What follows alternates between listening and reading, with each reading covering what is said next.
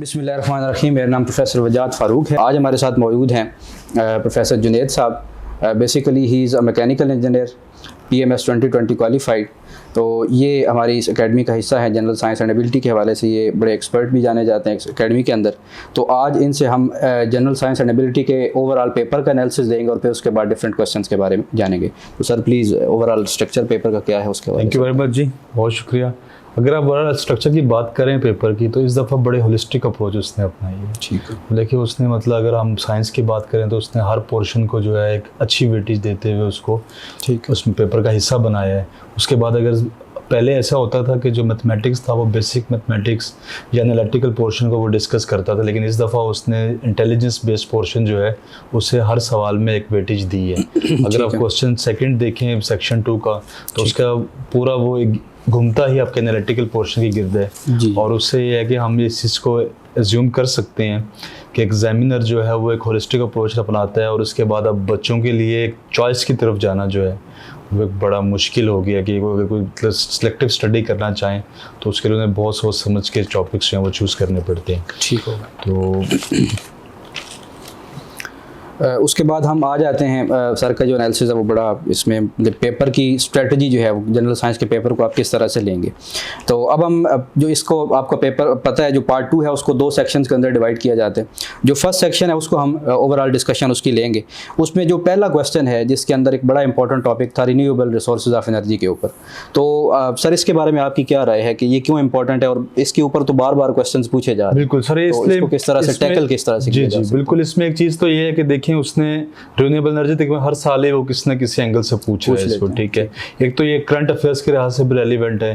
पूरी दुनिया जो है मतलब ग्लोबली जो है हम लोग शिफ्ट लेना चाह रहे हैं रिन्यूएबल्स की तरफ। दूसरा ये है कि इस सवाल में से 2 पार्ट्स बनाए हैं। ठीक है। और उसने पहले मतलब जनरलाइज्ड पूछा है कि रिन्यूएबल्स और नॉन रिन्यूएबल्स में क्या डिफरेंस है। फिर उसने उन रिन्यूएबल्स को ही जो है आपको फर्दर पूछा है कि विंड एनर्जी है, टाइडल एनर्जी है, देन सोलर एनर्जी है, आप उनको डिफ्रेंशिएट करें या उनका जो मैकेनिज्म है उसको डिफाइन करने की कोशिश करें। अब होता क्या है जीएसए के पेपर में सबसे बड़ी प्रॉब्लम ये आती है कि ज़ाहिर है वो पोर्शंस के अंदर होता है, तो हर बच्चे के लिए हर पोर्शन को कवर करना बड़ा मुश्किल हो जाता है कि हर सवाल में वो 1-2.5 नंबर का 2 नंबर का उसकी अपनी वेटेज है, उसको हर सवाल को वेटेज देता है। तो उसको लेके चलना, अब बहुत से बच्चों ने सिर्फ रिन्यूएबल और नॉन रिन्यूएबल का डिफरेंस पढ़ा होगा, इन डेप्थ नहीं गए होंगे। ठीक, विंड का मैकेनिज्म क्या है, सोलर एनर्जी का मैकेनिज्म क्या है, उसके बाद आपके पास जो मतलब डिफरेंट टाइडल वेव्स का जो कॉन्सेप्ट है वो क्या है, और उसने उस चीज़ को हर चीज़ को उसमें पूछ लिया है। तो बस यही है कि जो चीज़ पढ़ी जाए वो ज़रा होलिस्टिकली पढ़ी जाए ताकि वो किसी एंगल से भी सवाल आ जाए तो आप उसको एक अच्छे तरीके से टैकल कर सकें। सही, मतलब आपके कहने का मकसद ये है कि जो जिस तरह पहले बात कर रहे थे कि होलिस्टिक अप्रोच, यानी अगर आप डिफरेंट सेक्शंस को लेना चाहते हैं तो वो उसको सारे का सारा आप उसका एनालिसिस लेंगे तो फिर आप उस पेपर को। और अभी तो मैं तब देखता हूँ, मैंने पेपर किया सॉल्व और देखा है इसको, तो मैं कहता हूँ बच्चों की गुड लगती कि उसने मर्ज नहीं किया। अच्छा, देखिए उसने मतलब अगर इंफॉर्मेशन टेक्नोलॉजी का पोर्शन दिया है तो 4 सवाल जो लास्ट क्वेश्चन है आपका वो सारा ही इंफॉर्मेशन टेक्नोलॉजी में से है। ऑप्टिकल फाइबर्स हैं आपके, वायरलेस कम्युनिकेशन है, सारी ऑप्टिकल। एक पर्टिकुलर आप 20 का पेपर देखें, 21 का पेपर देखें, उसमें आपको बड़ा वाज़ेह फ़र्क नज़र आएगा कि उसने मर्ज किया है। अच्छा। एक सवाल फिजिकल साइंस से उठाया, एक बायोलॉजिकल साइंस से उठाया, 2 सवाल जो है वो IT के उठा लिए। उसमें जाहिर है उसको लेके चलना, उसको समझना वो चीज़ बहुत मुश्किल। अच्छा, उसमें बच्चों के लिए क्या मसाइल ज़्यादातर पैदा होते हैं अगर ऐसा पेपर आ जाए? बच्चे ऐसे करते हैं कि भाई फिजिकल साइंस पर सबसे फेवरेट मतलब जो पढ़ाते हैं जो पढ़ते हैं उनके लिए सबसे फेवरेट चीज़ होती है फिजिकल साइंस। ठीक है। सेकंड उसके बाद होती है इंफॉर्मेशन टेक्नोलॉजी। ऑल्दो ये दोनों बहुत इंपॉर्टेंट हैं। इसके बाद तीसरी जो मोस्ट इंपॉर्टेंट चीज़ आती है वो आती है फूड साइंस। फिर बायोलॉजिकल साइंसेज जिनका बायो का बैकग्राउंड होता है ज़ाहिर है वो तो उसको अच्छा टैकल कर पाते हैं। सही। जो बेचारे थोड़े सा वर्स होते हैं, जो मैथ्स रखा होता है उनको समझ ही नहीं आ रही होती कैसे लेके चलना है। ठीक है, तो उनके पास चॉइस होती है यार चले हम बायोलॉजिकल साइंस छोड़ दें तो इन 3 को अच्छा टैकल कर लें तो हम पेपर पास, केमिकल साइंस उसको टैकल कर लें पेपर पास कर पाते हैं। इसमें उसने थोड़ी सी चॉइस दी थी आपको कि उसने आपको इंफॉर्मेशन टेक्नोलॉजी में चॉइस दी कि अगर आप वो सिर्फ इंफॉर्मेशन टेक्नोलॉजी कर लें आप 20 नंबर का पेपर पास कर सकते हैं, आप सिर्फ फिजिकल साइंस कर लें 20 नंबर। लेकिन पहले ऐसा नहीं होता था। इस कसर को उसने पूरा कर लिया सेक्शन 2 में जाके।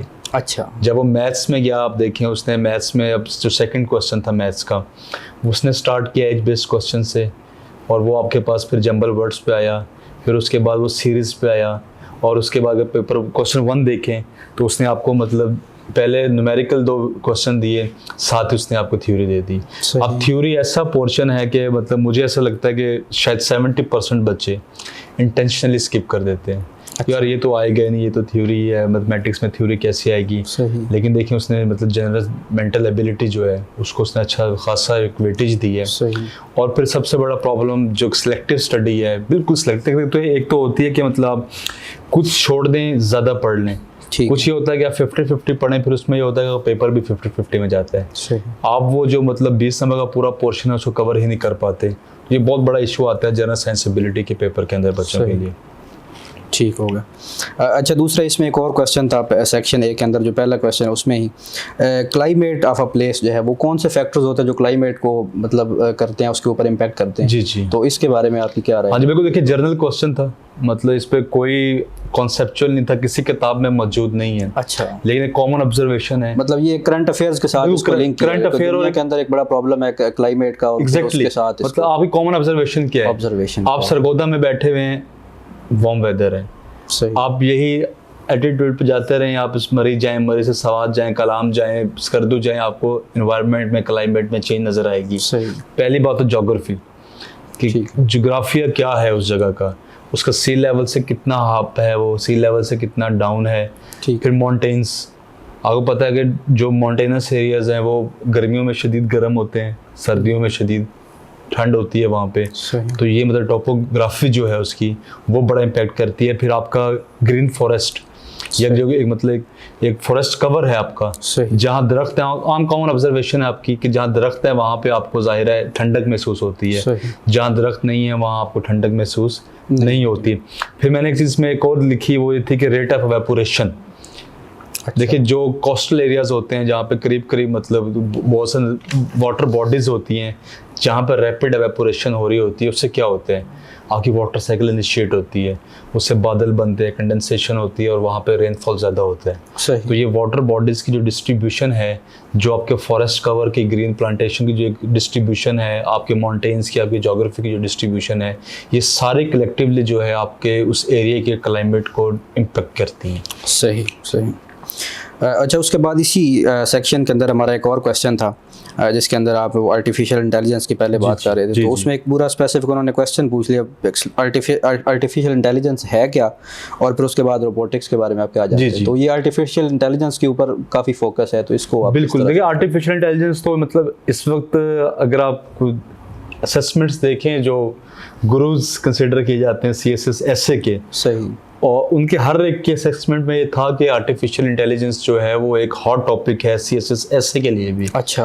और जाहिर है दुनिया बड़ी तेज़ी से उसकी तरफ मूव कर रही है। सही। और अब देखिए हर तरफ हमें मतलब ऑल अराउंड आर्टिफिशियल इंटेलिजेंस किसी न किसी सूरत में मौजूद है। सही।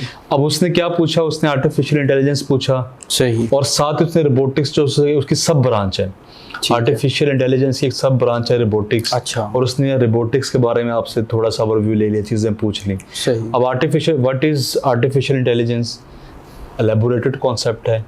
आपने उसको 2.5 नंबर की वेटेज पे रखते हुए, 3 नंबर की वेटेज पे रखते हुए स्क्यूज भी करने हैं। स्क्यूज भी ऐसे करना है कि जो मेन कॉन्सेप्ट है वो भी डिस्टॉर्ट ना हो। सही, मतलब ये एक उस क्वेश्चन को हैंडल करने का वो टेक्निक वो बड़ा मैटर करता है कि आपको मतलब ऐसा भी उसको फील ना हो कि ये 4 सफ़ों 5 सफ़ों पे सवाल लेके जा रहा है 2.5 नंबर के लिए, और उसको ऐसा फील भी ना हो कि इसको स्क्यूज करते हुए उसने जो है बहुत से जो मेन कॉन्सेप्ट्स हैं उनको छोड़ दिए है। ठीक है, डिफाइन करें, ठीक है, टाइप्स लिखें, उसके बाद जो एल्गोरिदम्स हैं इंपॉर्टेंट वो 2-3 लिखे, न्यूरल लॉजिक्स है, न्यूरल नेटवर्क्स है, फजी लॉजिक है, उसी के दौरान एक रोबोटिक्स आता है। सही। वहीं से अपना सेकंड जो आर्गूमेंट है, सेकंड पार्ट जो है उसको डिड्यूस करें और रोबोटिक्स के ऊपर थोड़ा सा लिखें क्या होता है, क्या टाइप्स हैं, और अगर आप 1-2 करंट उसके मुताबिक कोई जो डेवलपमेंट हुई है रोबोटिक्स के अंदर उसको अगर आप कोड कर दें तो इनफ है, आप इस क्वेश्चन को बड़े अच्छे तरीके से टैकल कर सकते हैं। ठीक होगा।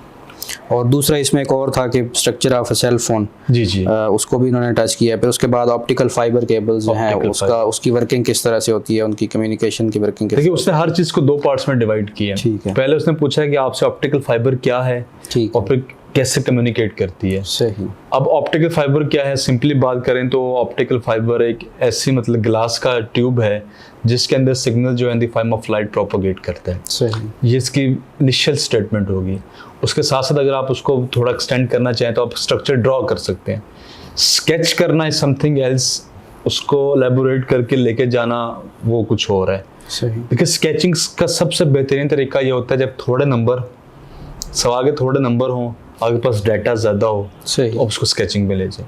ठीक। लेकिन अगर आप उसको एलेबोरेट करें, अगर हम स्ट्रक्चर की बात करें तो कोर से स्टार्ट होता है, फिर क्लैडिंग आती है, फिर ऊपर बफर आता है, फिर जैकेट आती है, फिर उसके ऊपर वो बहुत ज़्यादा, एक तो टाइम टेकिंग भी हो जाएगा, दूसरा फिर वो बिल्कुल। अगर आप उसी को स्ट्रक्चर के जो है आप उसको डायग्राम बनाएं और उसको मतलब एक्सटेंसिवली उसको आप एलेबोरेट कर दें वहीं पे। सही। मतलब पॉइंट्स में दो पॉइंट्स से कोर लिखा आपने, उसको लेबल आउट किया, लेबल आउट करने पर उसे फंक्शन लिख दिया, क्लैडिंग लिखा उसका फंक्शन लिख दिया। तो ये आपको टाइप्स अगर डिस्कस करना चाहे, 2 तरह के ऑप्टिकल फाइबर्स की टाइप्स होती हैं, मल्टी मोड और सिंगल मोड। तो आप उसको लिख सकते हैं, मतलब सिर्फ ब्रीफली 2-3 लाइनों के अंदर। उसके बाद जो असल चीज़ है वो है कम्युनिकेशन कैसे होती है। सही।